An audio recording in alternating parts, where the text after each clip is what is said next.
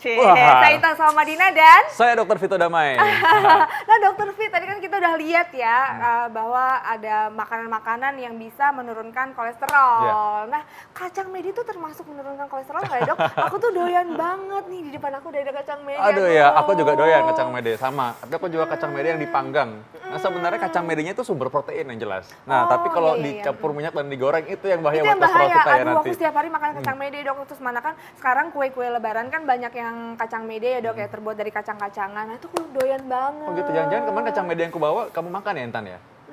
Pantas kacang medeku kok berkurang kayaknya. Dokter tahu aja aku ambil. Nah tapi kamu tahu nggak Intan? Jangan cuma tahu makannya aja, kacang mede ini asal dari mana coba? Enggak, aku biasanya cuma makan doang. Nah pengen tahu kan? Nah kita lihat berikut ini tayangannya. Dari mana kacang mede ini berasal? Ini dia. Pemirsa, kacang mete sebenarnya bukanlah kacang, melainkan biji dari pohon jambu mete yang dikenal juga dengan nama jambu monyet. Buah jambu monyet tampak seperti lonceng yang berwarna keabu-abuan, dengan panjang sekitar 5 cm dan ujung buah yang berbentuk kacang runcing yang melengkung. Nah, ujung buahnya itulah yang disebut biji mete dan sering diolah menjadi kacang mete. Tanaman jambu monyet yang menghasilkan jambu mete sejatinya berasal dari hutan Amazon di kawasan Amerika Selatan, tepatnya Brasil.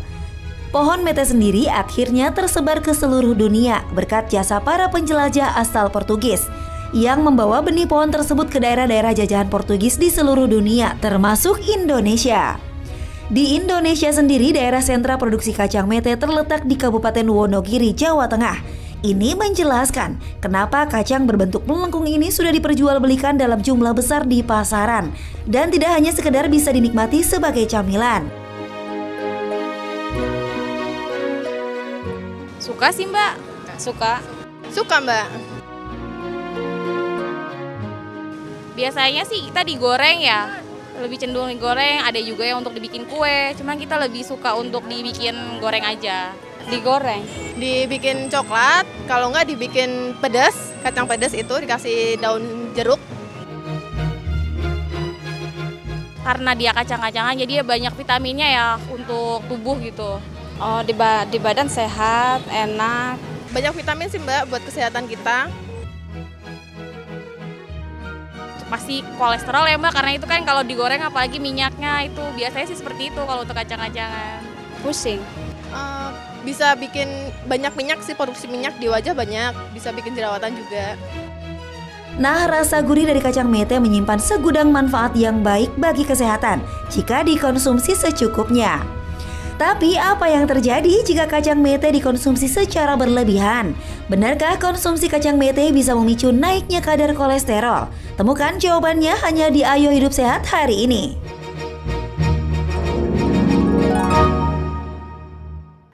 Oh jadi itu ya asal muasal kacang mede ya dok ya. Jadi kita nggak boleh cuma misalnya makan doang, ternyata harus tahu asal-usulnya kayak gimana. Apalagi kalau makan yang bukan miliknya sendiri ya.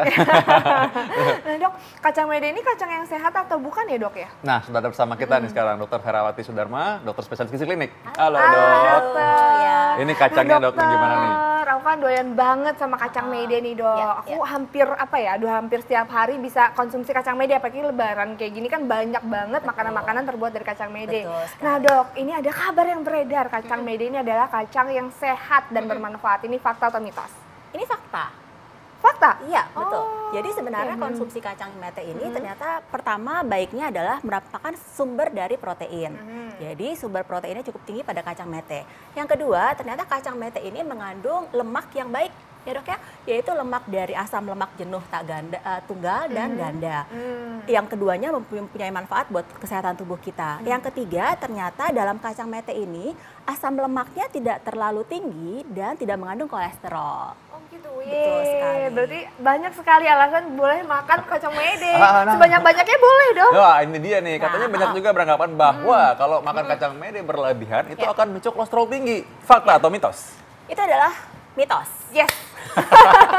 Asal jika kacang mete tersebut diolahnya dengan baik, artinya tidak digoreng. Karena yang digoreng tadi yang menimbulkan terjadinya penambahan lemak yang tidak baik. Nah, dalam kacang mete sebenarnya tidak ada kolesterol. Bahkan saturated fat atau lemak jenuhnya itu sangat kecil. Dan jenis yang ada adalah jenis yang tidak berpengaruh terhadap kolesterol.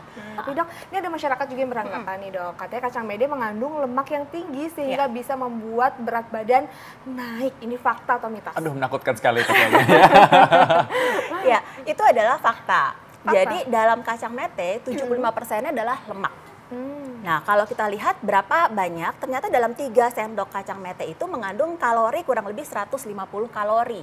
Seberapa banyak tuh dok? 3 sendok makan. 3 sendok sendok kacang mete 150 kalori. Oh, 150 Sama kalori. seperti kurang lebih hampir 1 mangkok nasi. Oh. Nah, dengan digoreng berarti kan ada minyak yang diserap sebanyak kurang lebih 10-20%.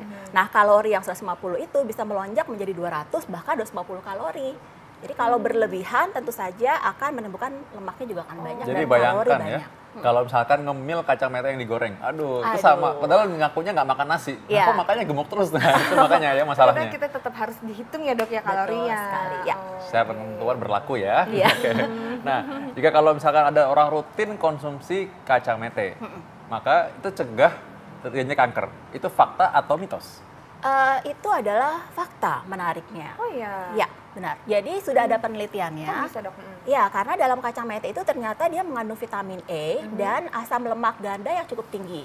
Keduanya kita tahu mempunyai fungsi untuk sebagai antiinflamasi, anti radang, dan juga antioksidan. Yang kedua, dalam kacang mete itu ternyata mengandung asam folat yang cukup tinggi. Nah, asam folat ini gunanya supaya mempertahankan DNA atau inti dari sel itu tetap baik. Dan yang ketiga, kandungan seratnya cukup tinggi. Oleh karena itu penelitian dari meta-analisis menunjukkan kacang-kacangan termasuk kacang mete itu memiliki resiko yang lebih rendah mengalami kanker seperti kanker endometriosis, kanker kolon, dan juga kanker pankreas. Oke, nah dok, nih banyak juga nih orang beranggapan katanya kalau mengkonsumsi kacang mede ini bisa menyebabkan asam urat. Ini fakta atau mitos? Dokter jangan dijawab dulu, biar pemirsa semuanya penasaran nih. Kita temukan jawabannya sesaat lagi, tetap bersama kami di Ayo Hidup Sehat.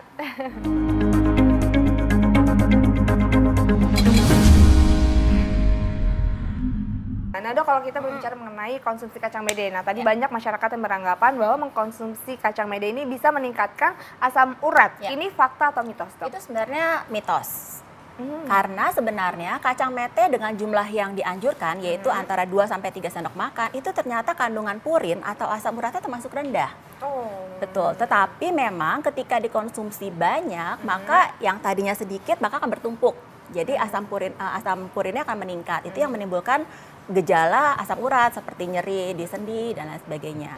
Gimana kalau dengan kesehatan jantung nih dok? Katanya mengkonsumsi kacang mede bisa menjaga kesehatan jantung. Ini fakta atau mitos dok? Itu sebenarnya fakta. Oh iya, fakta. Betul. Ya, karena pertama adalah dalam kacang itu kan mengandung mufa dan pufa yang cukup tinggi. Kita tahu mufa dan pufa itu menjaga kesehatan jantung karena lemaknya lemak baik sekali.